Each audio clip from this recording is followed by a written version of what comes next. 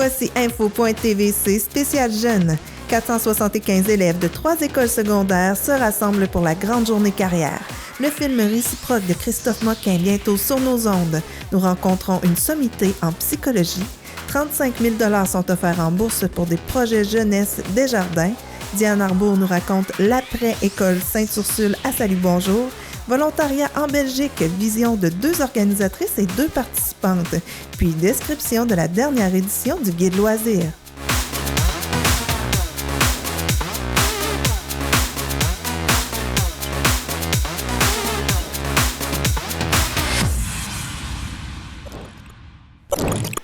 Bonjour et bienvenue à votre émission d'actualité matapédienne Info.tvc. On débute la semaine en vous parlant des jeunes matapédiens. Le 16 octobre dernier, 475 jeunes de nos 3 écoles secondaires de la vallée ont eu l'opportunité de rencontrer, de discuter avec environ 90 personnes de différents métiers, de différentes professions, présentes pour la journée carrière. Même le chanteur Corias était de la partie, Nathalie Roussel aussi. Mélanie Perron est conseillère en orientation ici au secondaire à Amqui, mais c'est 3 écoles aujourd'hui qui sont réunies sous le même toit. C'est toute une organisation. Est-ce que tu peux me parler justement des démarches que tu as faites, les accommodements ici dans l'école? Oui, en fait, c'est ça. Là, on s'est, première des choses, former un comité. On a des partenaires qui sont précieux parce que à moi toute seule, c'est trop gros. Je ne pouvais pas faire ce genre d'activité-là. Donc, on a demandé de l'aide de la MRC, des gens de la MRC de la Matapédia, des gens de Tremplin Travail, Place aux jeunes, même Mordicus, Cosmos. Tu sais, c'est vraiment une cause quasiment qui touche tout le monde. Dans le fond, tout le monde met la main à la pâte pour ça aujourd'hui. Et c'est le 2e cycle des écoles. Est-ce que tu peux me dire pourquoi exactement c'est plus le 2e cycle qui est visé? Oui, bien là, c'est sûr que vu on voulait beaucoup de métiers qui soient représentés, on prend presque tous les locaux de l'école. Donc là, on avait besoin peut-être de limiter un peu le nombre de participants au niveau des jeunes. C'est important quand même que le jeune réfléchisse au début du secondaire à qu'est-ce qu'il veut faire plus tard, peut-être pas en détail, mais qu'il commence à y réfléchir, c'est bien. Mais pour aujourd'hui, on a décidé de se concentrer sur le 2e cycle parce que c'est eux autres qui sont le plus touchés par leurs choix qui s'en viennent à grands pas, les choix de cours, les choix de carrière et tout ça. Donc, on y va avec le 2e cycle. Et dis-moi, comment vous avez fait la sélection de ceux qui viennent parler de leur métier ici aujourd'hui? Oui, on a eu des anciennes éditions par le passé, donc on avait déjà une banque de métiers. On avait sondé les jeunes, on leur avait demandé quel genre de métier vous aimeriez entendre parler. On avait une base, oui, les métiers classiques y sont, mais en comité, on a décidé d'ajouter des métiers que nous, on pense que ça serait important qu'ils connaissent, ouvrir leurs œillères un petit peu, ouvrir leurs horizons. Puis c'est ça, finalement, on s'est ramassé avec 150 choix de métiers différents. Oui, et les jeunes ont fait leur choix. Ensuite de ça, bien là, c'est ça, tout contacter ce beau monde-là. On a eu une belle collaboration. Franchement, les travailleurs, les gens de la vallée ont presque toujours dit oui. Tu sais, ils sont contents de parler de leur passion à nos jeunes. C'est le fun. On a une belle entente. Puis, bien, c'est ça, beaucoup d'heures d'organisation autour de ça. Oui. Est-ce que tu peux me parler de certains métiers qui sont présentés aujourd'hui? Oui, écoute, on a de tous les niveaux, du semi-spécialisé aux universités, en passant par la formation professionnelle, le collégial. On passe du médecin au mécanicien agricole, les métiers de la santé, les métiers de l'environnement. Alouette, on a pour tous les goûts, je pense. Oui. Et puis, dis-moi comment ça se passe exactement. Les jeunes, est-ce qu'ils vont dans des classes voir ces gens-là ou comment c'est présenté? Oui, dans le fond, c'est que les jeunes avaient la feuille d'une centaine de choix de métiers, ont fait leur choix. Ils ont droit à 5 ateliers dans leur journée, 5 métiers. Puis, ils suivent une horaire, dans le fond, qui ont été faits pour eux, personnalisés. Puis, ils ont aussi l'occasion d'aller à la salle Jean Cossette voir une présentation de la vidéo de la MRC, toutes sortes de Corias aussi qui est là pour parler de son parcours. Donc, c'est ça. Puis, à chaque période, ben là, le jeune s'assoit puis entend parler quelqu'un qui parle de son métier, qui parle des beaux côtés, les mauvais côtés, comment on fait pour se rendre à ce métier-là, etc. Et j'aimerais te prêter au jeu un peu en tant que conseillère d'orientation. Est-ce que c'est un métier qui est en demande? Oui, je te dirais oui. C'est sûr que, tu sais, il faut toujours regarder selon les régions. Tu sais, c'est sûr que dans la région ici, on est 2 conseillères d'orientation dans la vallée. Donc, la chance d'avoir un poste, mais je vous dirais qu'il y a quand même un taux de roulement. Il y a des gens qui viennent, qui vont, qui repartent des congés de maternité. Il y a toujours des possibilités. Puis peu importe la région, il faut rester ouvert un peu d'être mobile, d'aller où est-ce qu'il y a de l'emploi. Mais là, on tombe dans une ère où il y a beaucoup, beaucoup de besoins. Il va y avoir des besoins. C'est quoi les métiers en demande? Je vous dirais, c'est tous les métiers qui vont être en demande. On va même manquer de monde. Donc, on y va vraiment avec nos passions et puis avec ce qui vient nous inspirer aujourd'hui. Alors, merci beaucoup, Mélanie. Toute une organisation. Chapeau. Merci d'être là. Étienne, tu as choisi de venir parler de ton métier ici à la Journée Carrière. Dis-moi, de quelle façon tu vas présenter ton métier exactement? Donc, j'ai fait une petite présentation avec un diaporama pour expliquer l'ensemble de mon processus d'études aussi, qui est quand même important pour eux de savoir c'est quoi, parce qu'ils vont sortir du secondaire, ils vont ensuite aller continuer leur étude s'ils veulent devenir paramédic. Et j'ai aussi expliqué c'est quoi être un paramédic. Tout ce qui est intervention d'urgence, médicale, traumatologique, etc. J'ai amené aussi du matériel pour les faire pratiquer, du massage cardiaque, immobilisation. Donc, j'essaie de les impliquer pour vraiment qu'ils aient la passion autant que moi. Et qu'est-ce qui t'avait incité, toi, à l'origine, là, avant d'étudier là-dedans? Moi, ça a parti du fait que je voulais être dans le domaine de la santé, mais j'aime pas ça, la redondance et tout. Donc, je crois que le métier d'ambulance est vraiment un très bon domaine pour moi. Il n'y a pas une journée de pareil. J'aime beaucoup le fait aussi que c'est un métier physique. C'est un métier qui nous apporte beaucoup d'événements. Parfois plus triste, mais il faut savoir gérer un peu tout ça. Mais j'adore mon métier et je suis vraiment content de l'avoir. Alors, merci beaucoup. Et puis, on te souhaite une super journée et plein de recrues. Merci. Michel, on te voyait tantôt sur scène pour parler des métiers non traditionnels. Dis-moi, toute l'organisation aujourd'hui là, pour Corias, entre autres, c'est toi, mais c'est aussi ton équipe. Et évidemment, la journée carrière a été organisée évidemment par l'école secondaire Armand-Saint-Onge pour tous les jeunes de la vallée de la Matapédia, des secondaires 3 à 5. Et ils sont venus nous voir pour justement parce qu'on voulait parler cette année un peu plus des métiers non traditionnels. Donc, ils sont venus nous voir parce que nous, notre spécialité, c'est la diffusion de spectacles. Donc, ils nous ont demandé tout simplement quel artiste on pourrait avoir. Ils nous ont donné quelques noms. Et Corias était sur la liste. Donc, on a commencé les négociations directement avec l'agent de Corias pour savoir un petit peu qu'est-ce qu'il voulait nous offrir. Donc, il y a des belles conférences sur son cheminement.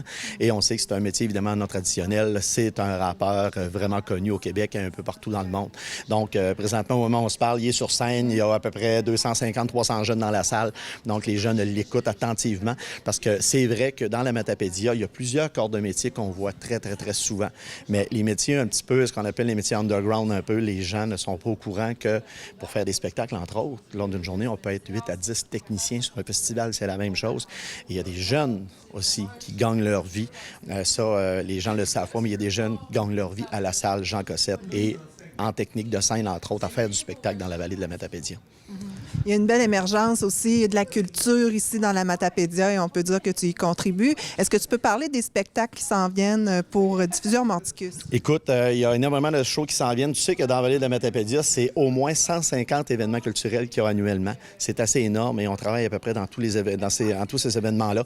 Ce qui s'en vient, écoutez, on a de plus en plus de shows à guichet fermé. Ladies Night, qui est la plus grosse production qui s'en vient dans une semaine, affiche complet.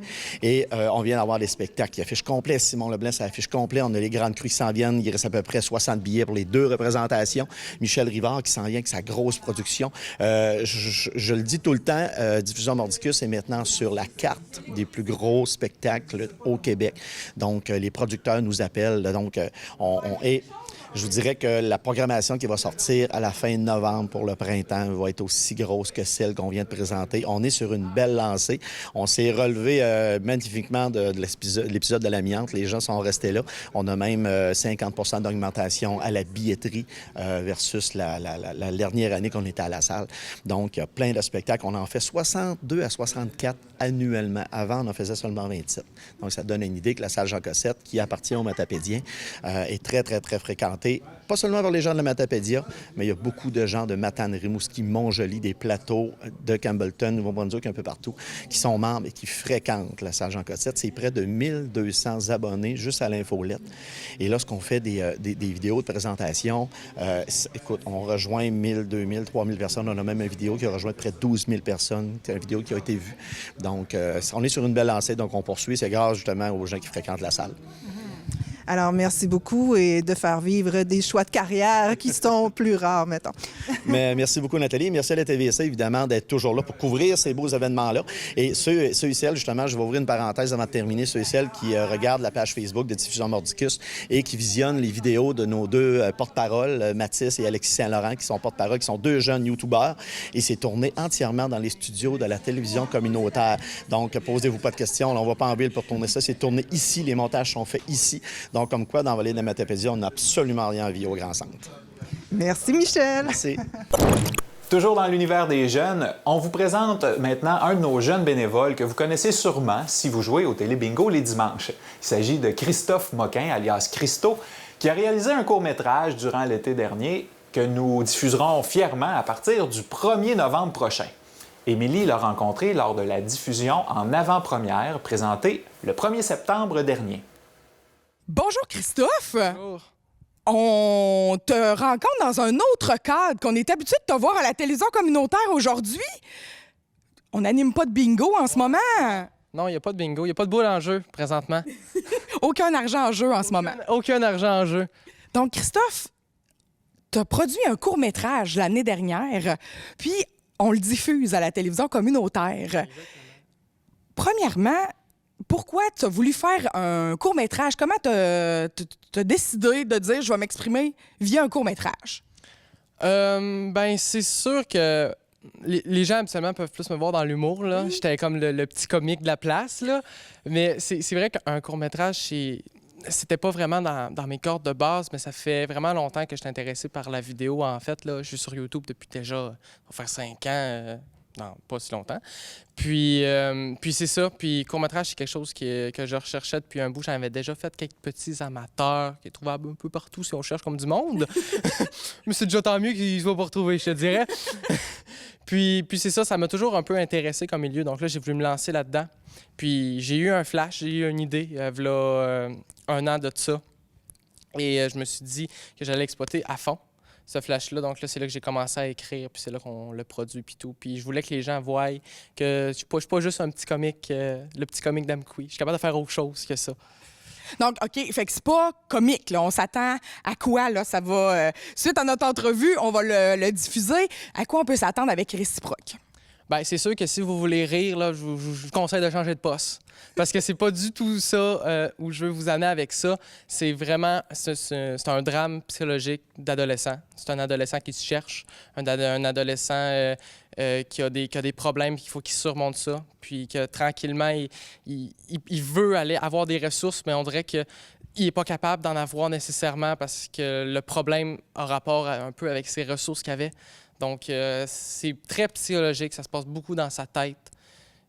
Puis c'est ça, là. C'est l'émotion, là, c'est pas vraiment du rire, là. Il y a des petits bouts cocasses, mais c'est vraiment pas ça que j'ai voulu amener avec ce court-métrage-là.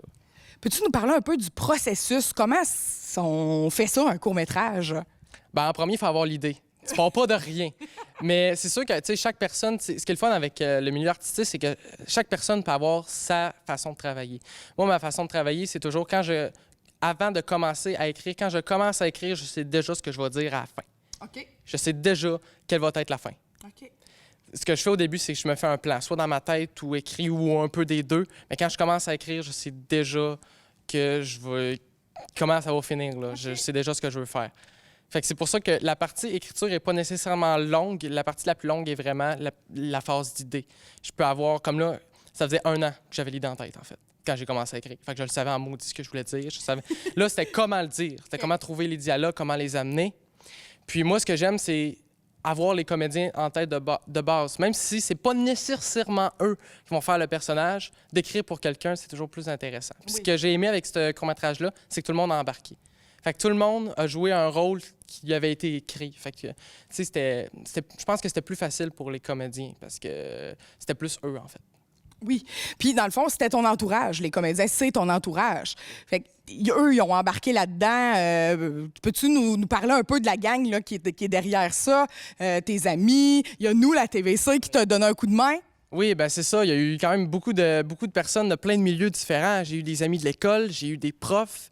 Il y a même toi qui joue un rôle dedans. Donc, un peu de tout le monde. Et j'ai vraiment voulu rassembler plein d'amis, en fait. J'ai rassemblé plein de personnes que j'aime et que j'apprécie aussi leur potentiel à l'écran aussi. Puis ça a donné des moments extraordinaires et un tournage génial, justement parce que j'étais entouré de personnes qui étaient solides. Il y avait des liens solides avec tout le monde. Oui. Donc, ça rendait le tournage encore plus intéressant. Tu sais, sur le tournage, oui, on travaillait, mais il n'y avait pas cet aspect-là, nécessairement. Tu sais, c'était beaucoup festif. Même si c'était du drame, on a ri beaucoup. Oui, on a ri énormément, malgré le fait que c'était pas ça qu'on jouait. Ça fut un tournage vraiment, vraiment fou. Puis, en partie, justement, parce que c'était tout mon entourage. C'était tous des amis, tous des gens que j'appréciais, tu sais. Je confirme qu'on a ri beaucoup entre les prises qui étaient un peu plus tristes. Oui. Christophe, est-ce que tu te dessines à un métier de scénariste, de réalisateur? Qu'est-ce que tu veux faire plus tard? Bien là, présentement, je suis en Orlet et communication, option cinéma et médias, qui se donne au cégep de Rimouski. Oui. Et pour ensuite potentiellement aller à l'université, soit en réalisation ou en scénarisation, ou les deux. Puis, ce que j'aimerais faire, là, c'est un peu comme j'ai fait là. J'aime vraiment écrire, que ce soit mes histoires. J'aime ça voir des gens interpréter ce que j'ai fait, plus que des monologues. Tu sais, des monologues, je suis seul, c'est moi qui l'interprète. Ouais. Tandis que là, je vois, j'ai le retour public, en fait, de ce que j'ai écrit, ce qui est vraiment magique, là, ce qui est vraiment beau. Puis de la réalisation aussi, j'aime vraiment ça, diriger un projet, là. Tu sais, comme là, dans celui-là, c'était surtout diriger les comédiens, je dirais, là. Francis, lui, il faisait l'autre partie plus la caméra, parce qu'il était plus professionnel. Fait que j'ai donné ce côté-là. Oui. Moi, je me suis vraiment gardé là, les rôles puis tout ça, là, les comédiens. Là. Puis c'est ça, mais j'aimerais ça là, faire un peu de tout. Là, mais je sais que je vais être dans ce milieu-là. Dans le milieu du cinéma, ouais, c'est vraiment ça. Donc, c'était ce souhait-là, ce désir-là d'être dans le milieu du cinéma, c'était là avant le court-métrage, ça a juste confirmé. Exactement. Je savais déjà un peu que je voulais faire ça. Ça faisait 2 ans qu'à l'école, j'avais un cours de cinéma pour les projets VALS que c'est un peu toi qui organise ça. Ouais. Et donc, c'est ça qui est un cours de cinéma et télévision où on apprend vraiment comment s'occuper d'une caméra, être devant, derrière la caméra, écrire des textes. On fait tout le principe même, comme pour écrire un court-métrage, mais pour faire plusieurs choses, que ce soit des pubs pour l'école, des choses comme ça. Ouais. Donc, là, c'est vraiment là que j'ai découvert ma branche. Mais le court-métrage est vraiment arrivé vraiment par la suite. Mais le court-métrage n'était pas nécessairement... Sur le coup, c'était pas nécessairement pour dire est-ce que je veux faire ça dans la vie. C'était vraiment parce que je voulais vraiment raconter cette histoire-là. OK. Vraiment. Mais le fait de vouloir faire des courts-métrages, ça fait vraiment, vraiment, vraiment longtemps. Là, que je me dis, j'en ai même un en tête, mais comme vraiment compliqué à réaliser, là, genre quasiment impossible. J'ai un texte sur la tablette, mais qui arriverait... il va arriver un jour. J'en dis pas plus, mais un jour, je vais le faire parce que ça fait comme 3 ans que je l'ai sur les tablettes. Fait qu'un jour, je vais m'y remettre là, sur ce projet-là, mais c'est un projet beaucoup plus envergure que ce qu'on va voir là. Oui. Oui, vraiment. Parle-nous un peu justement de Réciproque. Ben, tu nous en as parlé pas mal. Tantôt, tu nous as dit un peu que c'était une histoire d'ado qui cherchait puis tout ça. Est-ce que c'est un peu vers ça que tu veux t'en aller, des histoires qui sont un peu collées à ta réalité ou tu veux vraiment partir dans l'imaginaire? As-tu un style particulier qui te tente?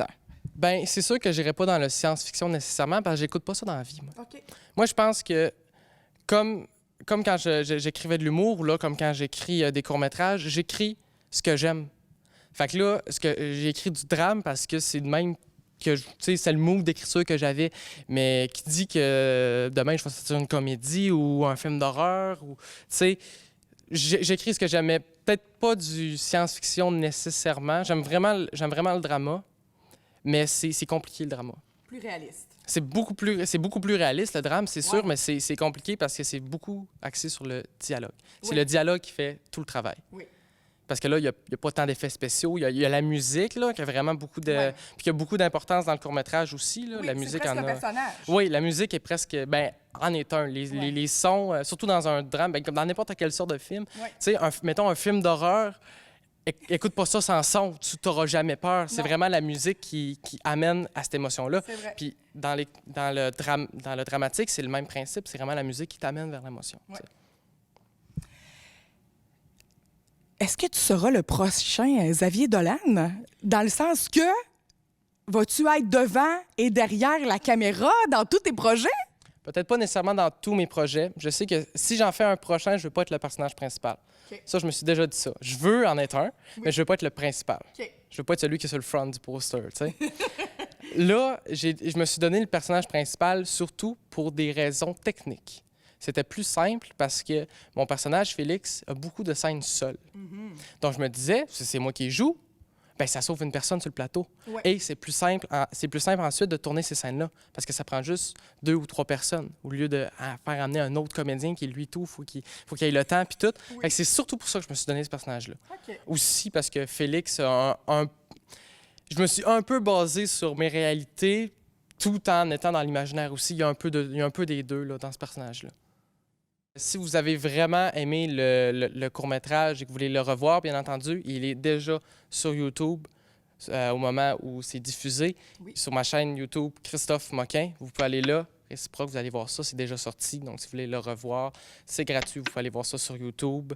Sinon, si vous l'avez aimé, bien entendu, partagez les liens. Parlez-en aux gens. Il faut que le plus de monde possible qui assiste à ça. Puis sinon, ben ça fait pas mal le tour, là. Je dirais. Bien, merci, Christophe. Un jeune homme à surveiller, un jeune matapédien qu'on aime beaucoup. À la TVC, nous autres, on l'adore, Christophe. Puis on est bien heureux de faire partie d'une naissance d'une grande étoile, j'ai l'impression. Je te souhaite bonne chance, bon succès, Christophe. Et pour vous, bon visionnement de Réciproque. Des jeunes, on passe maintenant aux parents. Le 3 octobre dernier, la Matapédia accueillait le Dr Van Gisegen, un psychologue spécialisé en aliénation parentale, venu donner une conférence pour outiller les différents intervenants de la région. Nathalie est allée à sa rencontre. Monsieur Gisegen, qu'est-ce que c'est l'aliénation parentale? L'aliénation parentale, c'est un trouble mental dont peut souffrir un enfant, très souvent dans le contexte d'une séparation parentale conflictuelle. Okay. Et ce trouble mental est caractérisé par 2 éléments. Premièrement, cet enfant se allie très fortement avec un parent. Okay. Et deuxièmement, il rejette d'une façon non justifiée l'autre parent. Ce qui est particulier ici, c'est que ces 2 éléments, quelquefois, peuvent être liés, peuvent être causalement associés, mais pas nécessairement. Okay. C'est-à-dire, on pense quelquefois que lorsqu'un enfant rejette un parent indûment, que c'est nécessairement dû à l'autre parent, oui. Dû aux influences de l'autre parent. Oui. Eh bien, ce n'est pas nécessairement vrai. Okay. Souvent, on voit des aliénations parentales sans que le parent allié, c'est-à-dire le parent aimé, soit nécessairement en cause. Ah, OK. Et, dans le fond, un parent aliénant, c'est une mauvaise influence pour le jeune? Est-ce que on peut prendre ça comme ça? Vous savez, si le parent qui est aimé, c'est-à-dire le parent allié, oui. S'il devient ou s'il est aliénant, c'est la plupart du temps de bonne foi. C'est parce que ce parent est inquiet de devoir renvoyer l'enfant chez l'autre. Hein? Oui. Et cette inquiétude fait qu'elle observe toutes sortes de choses et elle acquiert faussement très souvent la certitude que l'autre parent n'est pas très bon. Alors elle veut donc protéger son enfant, elle veut en savoir plus, elle interroge cet enfant ou elle se montre anxieuse quand cet enfant doit partir. Alors par induction, quelquefois subtile et certainement la plupart du temps involontaire, elle induit l'idée chez cet enfant que chez l'autre parent, c'est pas tant le fun que ça. Et quel comportement on peut déceler chez un enfant qui vit de l'aliénation parentale si on en côtoie? Là, comment on peut savoir que ça existe? Bien, c'est bien simple. Cet enfant-là commence de plus en plus à dire que il ne veut pas y aller ou il n'a pas envie, quand vient le vendredi soir, de rejoindre le parent qui commence à être détesté, quoi. Ou il ne veut plus se maintenir dans une garde partagée, si le garde partagé existe. Et là, évidemment, on va lui poser la question, mais pourquoi tu ne l'aimes plus, ton parent? Et là, il commence à raconter toutes sortes d'histoires et qui ne tiennent pas nécessairement la route, vous savez, qui ne sont pas nécessairement très claires ou qui sont très visualisables. Alors on se dit, bon, cet enfant commence à s'engager dans une litanie de revendications et dans une litanie de disqualification du parent. Et quand on lui demande « Mais pourquoi? Est-ce que c'est une mauvaise personne? » Là, il me dit toutes sortes de choses que finalement tout parent fait ou tout parent fait des fois des petites bêtises. Alors, mais ils sont tellement présentés hors proportion qu'on se dit il y a quelque chose de fishy, il y a quelque chose de louche ici. Ouais. Comment, vers quoi on se retourne, nous? Exemple, j'ai un enfant dans mon entourage, puis je sens qu'il y a cette situation-là. Qu'est-ce qu'on fait? Vers quelles ressources on peut aller? Vous savez, ça dépend de la gravité de la chose. Si c'est juste parce qu'il y a aussi, vous savez bien, des enfants ont une préférence naturelle pour l'un ou pour l'autre des parents.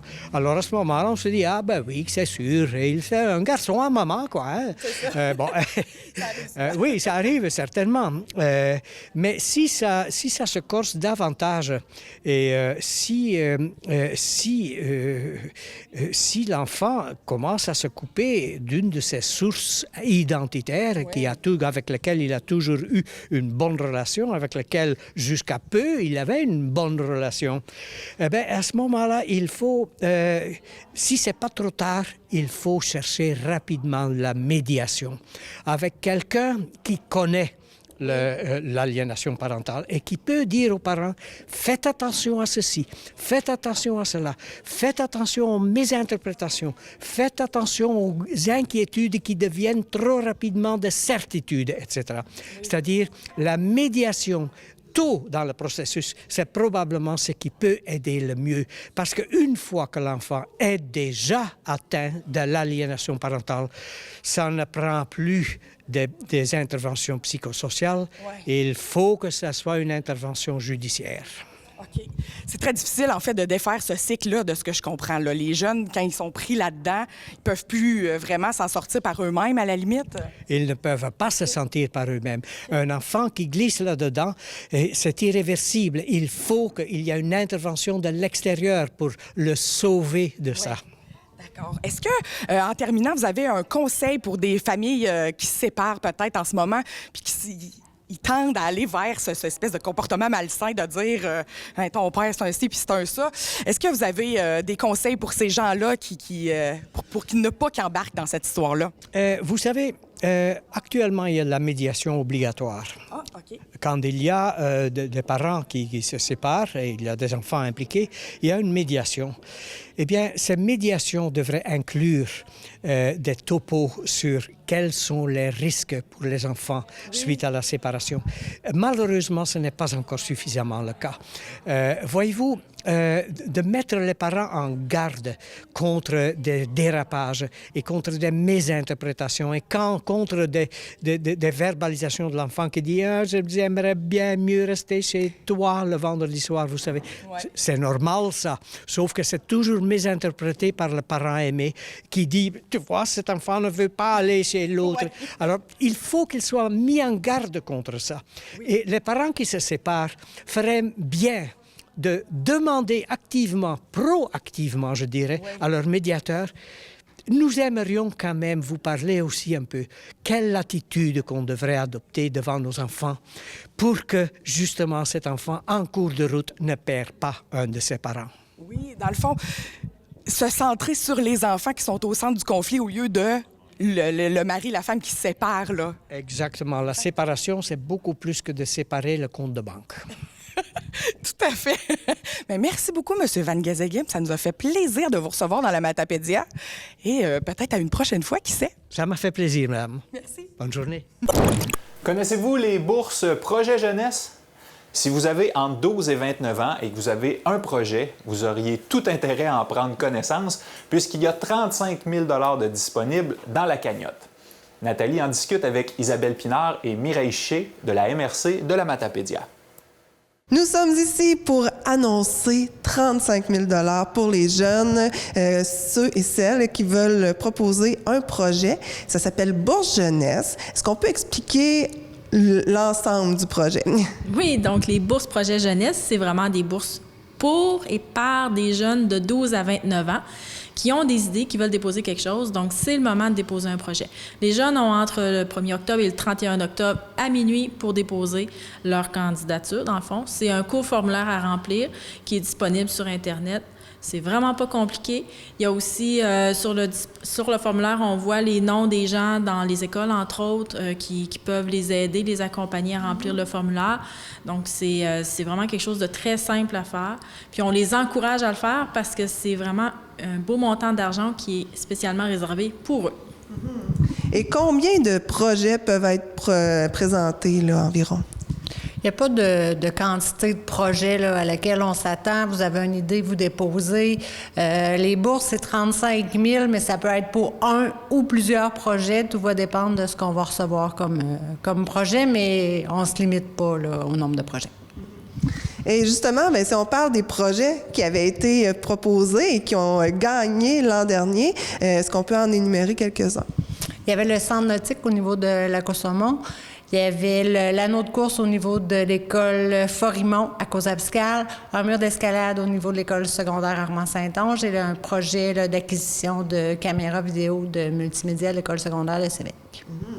Et si on veut être plus imaginatif, qu'est-ce qu'on peut proposer? Quels sont les critères d'admissibilité? Bien, en fait, toute activité qui répond justement à un besoin des jeunes entre 12 et 29 ans peut être admissible. Les dépenses qui sont admissibles, c'est vraiment de l'achat d'équipement. Ça peut être aussi d'embaucher une ressource pour un projet particulier. Il ne faut cependant pas que la ressource soit la même personne qui dépose le projet. Ça peut être aussi pour l'organisation d'une activité ponctuelle. Donc, c'est vraiment assez large. Il y a les seuls critères restrictifs, d'une certaine manière, c'est qu'il ne faut pas que le projet ait eu des dépenses avant le 12 décembre de cette année. Et il faut absolument aussi que le projet se passe sur le territoire de la Matapédia. Et ça ne peut pas être proposé par des organismes ou encore des comités qui existent déjà. Il faut vraiment que ça soit nouveau, des nouvelles personnes là, qui s'allient ensemble ou une personne seule. C'est des projets vraiment pour et par les jeunes qui doivent être déposés. Donc, c'est des jeunes qui doivent être porteurs du projet.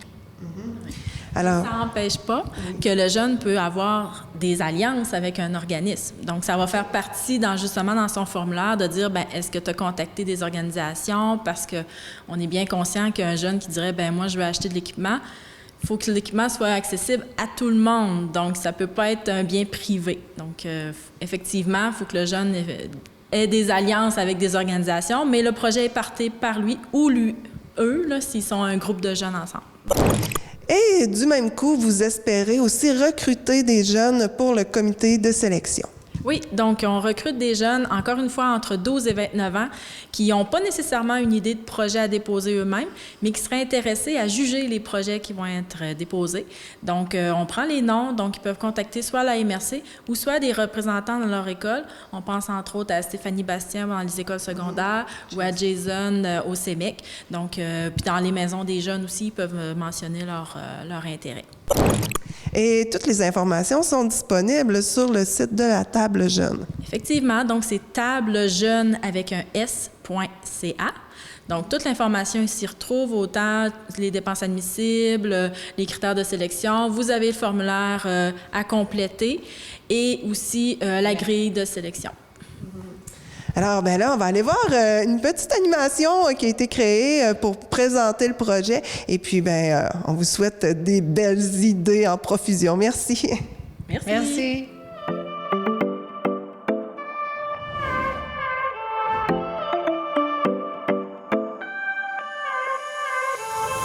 Entre 12 et 29 ans, tu as le goût de réaliser un projet, les bourses sont là pour toi. 35 000 $ pour un ou plusieurs projets jusqu'au 31 octobre à minuit.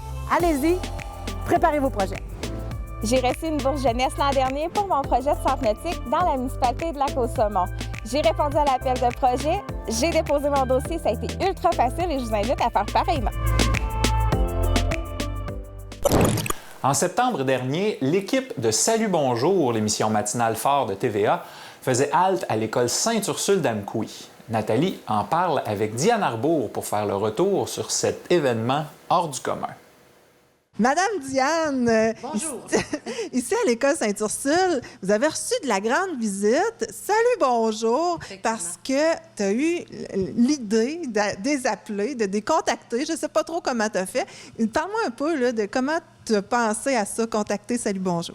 D'un premier temps, j'avais vu l'annonce à la télévision Salut Bonjour. C'était inviter un membre de notre équipe lors d'un spécial La Rentrée. Fait que je dis, la rentrée, on en fait à l'école. Donc, je vais aller voir les informations, qu'est-ce qu'il faut pour participer. Je suis allée voir sur Internet, c'est une petite vidéo d'1 minute. Puis j'ai dit, OK, on y va. On verra ce qui va arriver.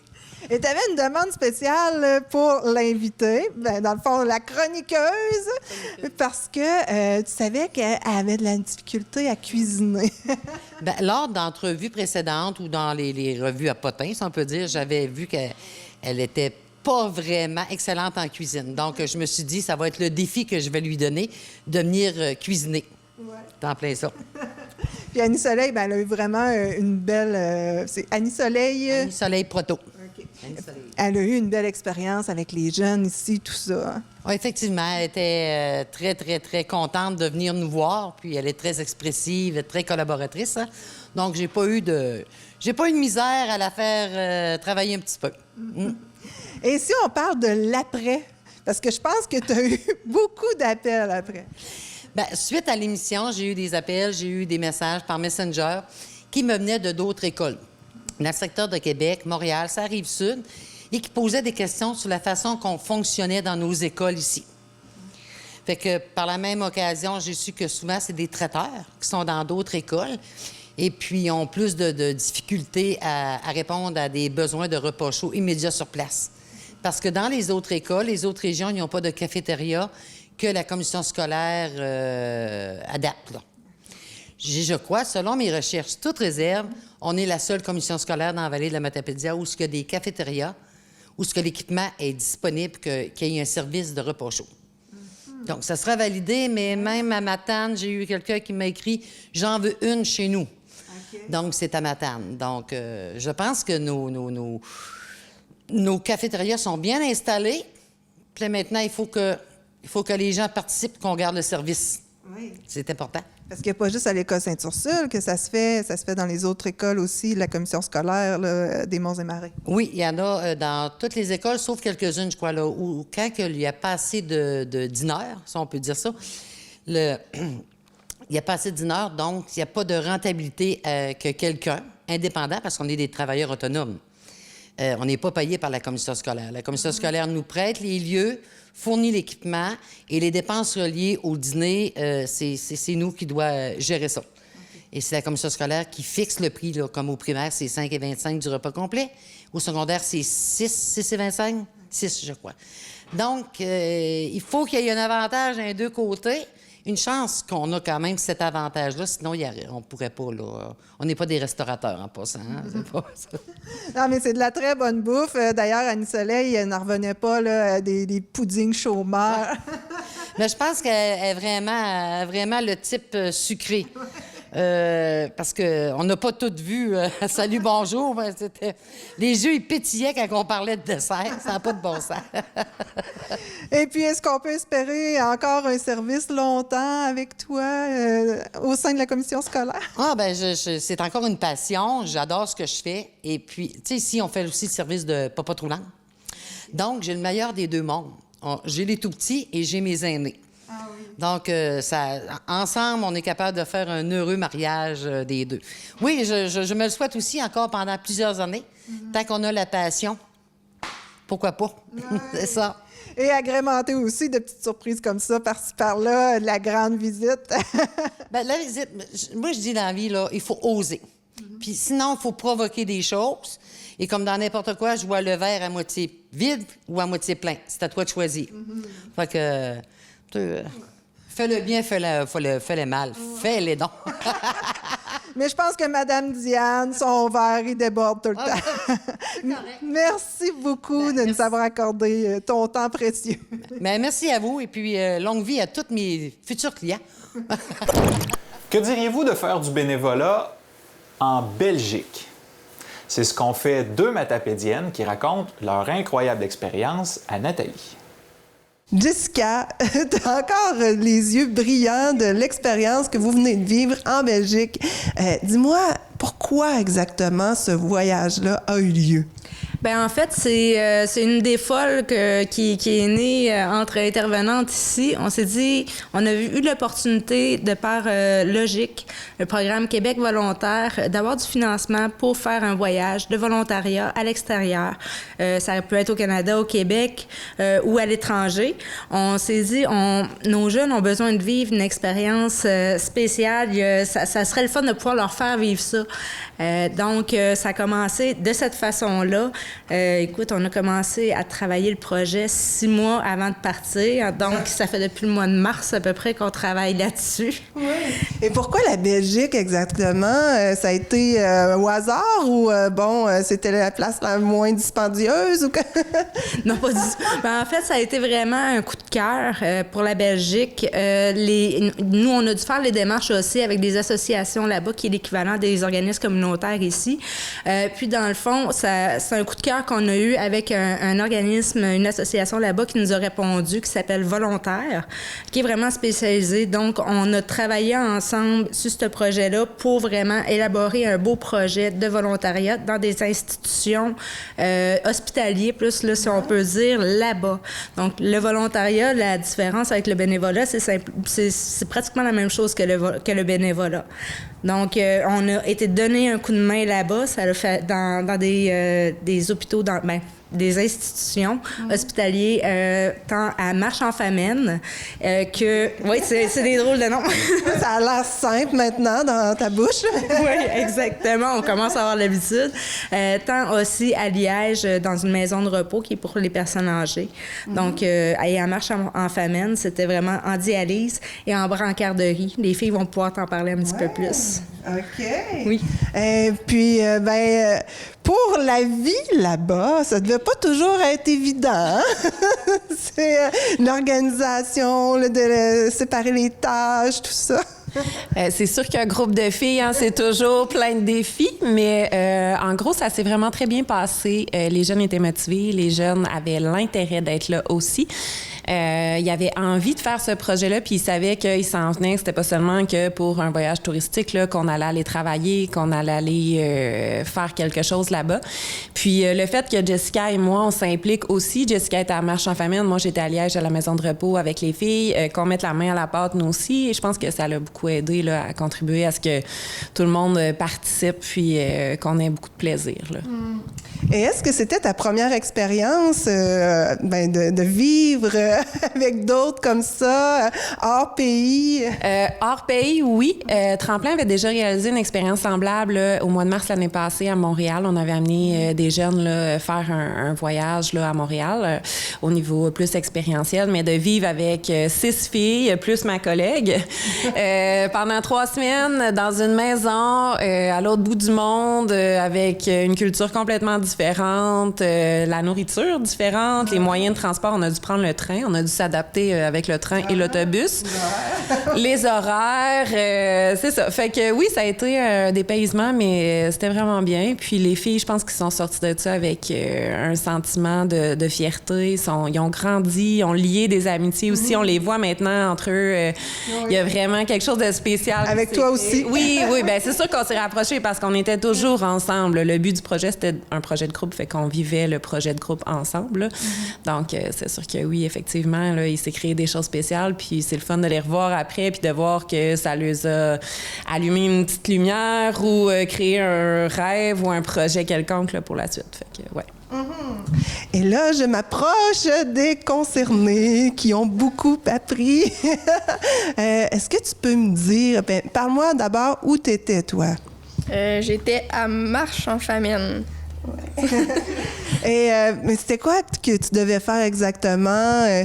Qui pouvait t'épauler un peu là, dans ton travail? Quand on était en dialyse, c'était l'aide logistique. C'est comme, dans le fond, elle s'occupe plus de... Après les traitements des patients, on nettoie, puis on nettoie.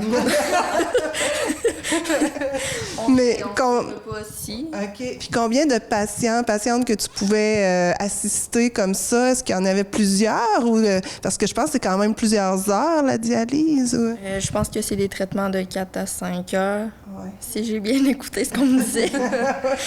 Puis il y en avait tout le temps quand même une bonne dizaine de patients. Et qu'est-ce que tu retiens de cette expérience-là? Parce que ça, tu aurais peut-être pu vivre ça, aller faire du bénévolat dans un hôpital près d'ici, à Amkoui, mais il n'y a pas de dialyse à Amkoui, à Rimouski. Pourquoi? Qu'est-ce que ça t'apporte davantage d'avoir vécu ça là-bas, en Belgique? C'est totalement différent d'ici. C'est pas... Les gens sont... Je sais pas, sont pas du tout pareils. Ça n'aurait pas été la même affaire ici que là-bas. D'après moi, les patients sont plus... mettons, leur rêve, mettons, ils veulent venir au Québec, ils peuvent pas. Mais ici, c'est rare que les gens du Québec veulent aller ailleurs. Ils ont déjà pas... Au Québec, on a tout ce qu'on veut, disons. Là-bas, c'est pas la même affaire. T'as réalisé ça, finalement, en étant là-bas. T'as compris ça. Parce que c'est pas une dimension que tu pouvais t'imaginer, peut-être, nécessairement. Je sais qu'on a quand même beaucoup de choses, mais je pensais pas qu'on avait autant aussi, comparé à eux là-bas. Ouais. Ben merci! Et puis, toi, c'était complètement dans un autre hôpital, hein? Moi, c'était complètement dans une maison de repos. Là. C'est vraiment autre chose qu'un hôpital. Non. Okay. Puis, qui devais-tu assister? C'est quoi tes tâches? On faisait le restaurant, et puis on divertissait les personnes âgées là, avec des activités. On participait aussi avec les infirmiers et infirmières. Fait que c'était pas mal plus ça, là, puis servir les personnes la nourriture et tout. Et qu'est-ce que ça t'apporte maintenant que tu es revenu au pays? Qu'est-ce que tu penses que ça va t'apporter dans d'autres expériences de travail? En expérience de travail, je pense que ça m'a surtout fait grandir moi. Tu sais, ça m'a fait évoluer, puis ça m'a fait comprendre beaucoup de choses en faisant cette expérience-là. Parce que moi, mon domaine, c'est vraiment autre chose. Mais ça m'a vraiment fait grandir, puis ça m'a mis plus à écouter les gens aussi. Fait que je suis pas une personne qui écoute beaucoup. Fait que ça m'a vraiment fait grandir dans cette expérience de 3 semaines. Et qu'est-ce que tu as trouvé le plus difficile? Le décalage horaire. Honnêtement, c'est vraiment ce que j'ai trouvé le plus difficile. Sinon, dans mon institution, je pense que c'était surtout plus les gens que je comprenais pas qui parlaient... tu sais, il y a plusieurs pays proches, hein?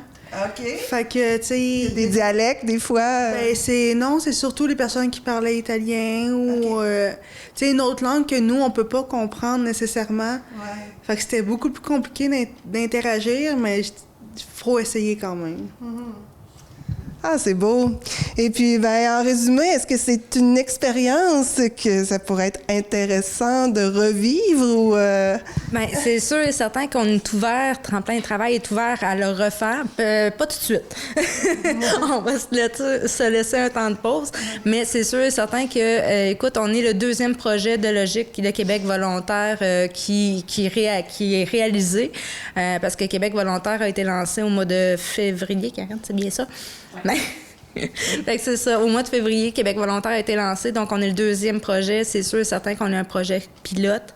Déjà? Oui, dans les Carrefours Jeunesse Emploi, parce que c'est une entente spéciale qu'il y a avec les Carrefours Jeunesse Emploi et Logique. Donc, on est un projet... Nous, on est considéré comme un projet pilote dans le Bas-Saint-Laurent. Donc, c'est vraiment un beau projet qui a une belle portée aussi, qui a fait vraiment grandir nos jeunes, parce que c'était des jeunes de 18 à 29 ans. est-ce que tu peux me dire aussi, parce que nous avons 2 superbes participantes aujourd'hui, mais il y en avait d'autres aussi. Oui, il y en avait d'autres. En fait, il y avait Bianca Henley, Béatrice Pérez-Avilés, Jessica Rioux, Caroline Lévesque-Voyer. J'oublie personne, c'est ça, hein? OK, c'est ça. Ouais. Et puis, ben c'est sûr qu'un voyage comme ça, ben ça prend du financement. Probablement que vous avez recherché beaucoup de financement avant de pouvoir penser à y aller.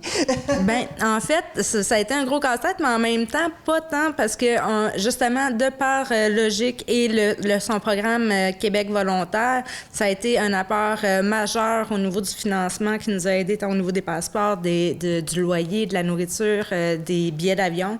Écoute, ils ont vraiment un beau programme très, très positif qui incite vraiment à faciliter la vie des gens pour organiser des programmes comme ça, des voyages, ben, pas des voyages, mais des projets comme ça.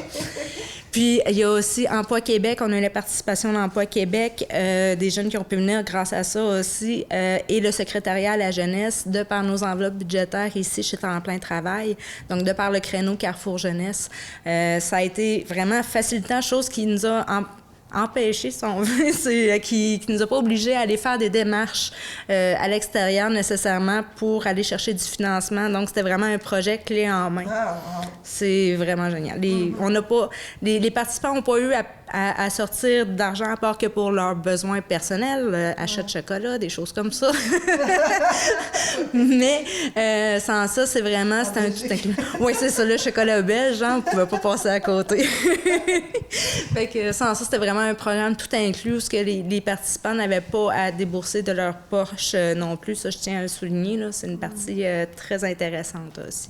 J'ai oublié de demander aussi comment vous avez sélectionné les participants. Ben, il y avait juste des participantes, finalement. C'est pas à cause qu'on n'a pas essayé d'avoir des gars, hein? On a vraiment essayé, mais ça n'a pas fonctionné. Soit qu'il n'y avait pas l'âge, soit qu'il n'y avait pas les critères requis. Écoute, le premier critère était d'avoir entre 18 et 29 ans. Donc ça, c'était un critère de base. Par la suite, sans consommation d'alcool ou de drogue, c'est sûr et certain. On s'entend que dans notre clientèle, des fois, ça peut être une possibilité que, oui, il y a des consommateurs. Oui, exactement. Puis, sans ça, au niveau des autres critères, c'était d'être attiré vers l'aide à l'autre personne. Okay. Parce que c'était ça aussi le but principal. Tantôt, on a parlé de, oui, on donnait de l'aide aux infirmiers ou tout ça, mais c'est aussi l'aide à la personne. C'était ça le projet de base, d'aller donner un coup de main, mais de donner aussi un réconfort aux gens qui sont là-bas. Mm-hmm. Donc, ça aussi, c'était important. Tantôt, tu parlais que peut-être qu'un autre projet comme ça, pas tout de suite, pourrait se reproduire, mais à quelle échéance environ? Écoute, on vient de revenir, ça fait une semaine. Donc, c'est sûr, certain que je peux pas m'avancer, mais on parlait peut-être dans 2 ans. Peut-être dans 2 ans, mais il n'y a rien de confirmé encore, c'est sûr et certain. Tout peut changer en 2 ans, mais c'est sûr et certain que ça serait agréable de pouvoir revivre un projet comme ça, soit encore à l'étranger, soit au Canada, soit au Québec. Tout est à définir encore une fois. Mm-hmm.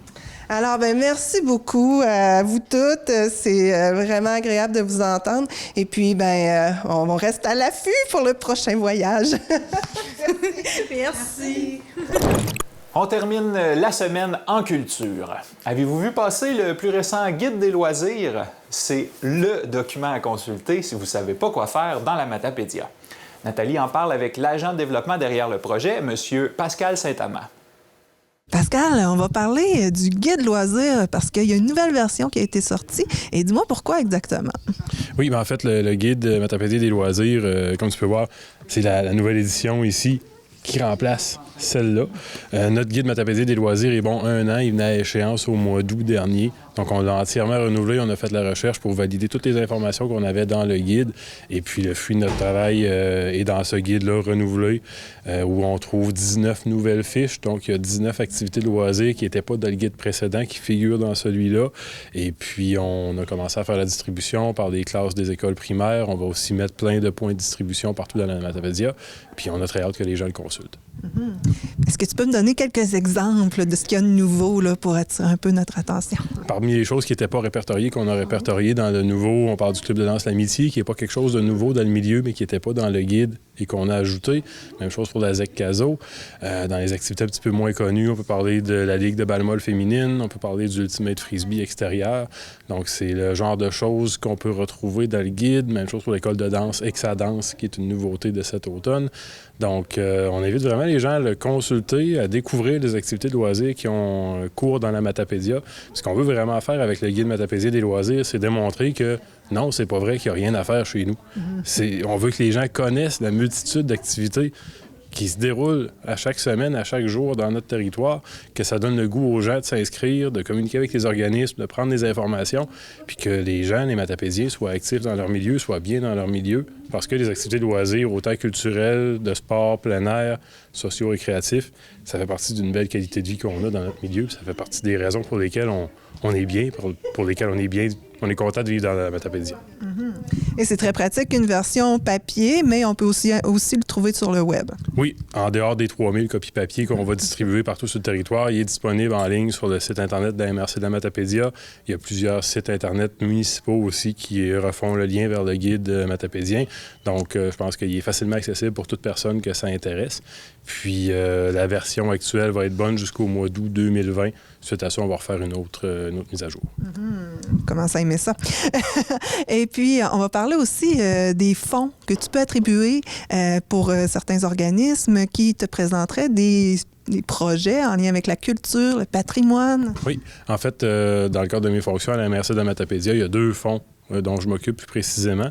Le Fonds d'action pour les bibliothèques matapédiennes qui vise les bibliothèques municipales de notre territoire et le Fonds de soutien aux initiatives culturelles et patrimoniales qui vise tout projet de nature culturelle, artistique, patrimoniale qui est mené par un organisme communautaire du milieu.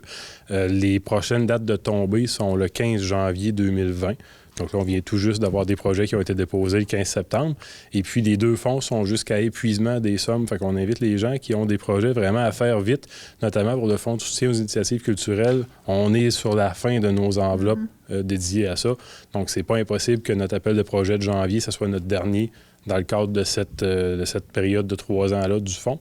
Donc, s'il y a des gens qui ont des projets, c'est important de déposer maintenant. Puis, on peut me contacter directement à la MRC pour faire le suivi, pour évaluer si le projet est admissible, qu'on puisse peaufiner ça ensemble pour que ça soit solide au moment du dépôt. Donc, que les gens ne se gênent pas. Puis, même s'ils ont juste une idée et qu'ils ne sont pas certains si ça cadre, qu'ils m'appellent pour en jaser, puis on va être capable d'établir ensemble si ça convient ou pas, ou d'ajuster pour que ça convienne mieux. On sait que tu accompagnes très bien tous ceux qui ont des idées. Alors, merci beaucoup, Pascal. Et puis, je te souhaite d'avoir des belles initiatives de la population matapédienne. Merci à vous.